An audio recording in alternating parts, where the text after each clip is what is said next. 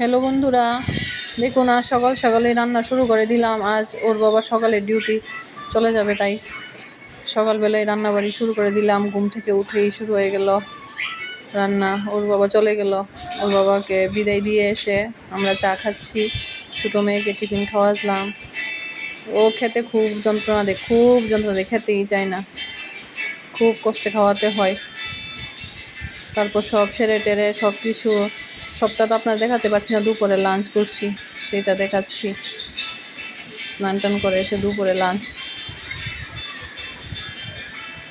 শেষে সেই বাকি টাইম ওকে ঘুম পাড়ানো, আবার খাওয়ানো, এই সেই ঘরের সব কাজ।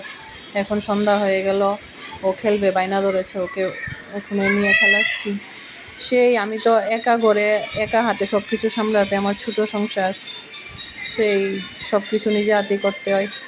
আমি ঠিক সবার মতো সাজিয়ে কথা বলতেও পারি না, হয়তো সবার মতো সেইভাবে আপনাদের দেখাতেও পারি না। প্লিজ, তারপরেও যদি আপনাদের ভালো লাগে, প্লিজ সাবস্ক্রাইব করে লাইক কমেন্ট শেয়ার করে দেবেন প্লিজ।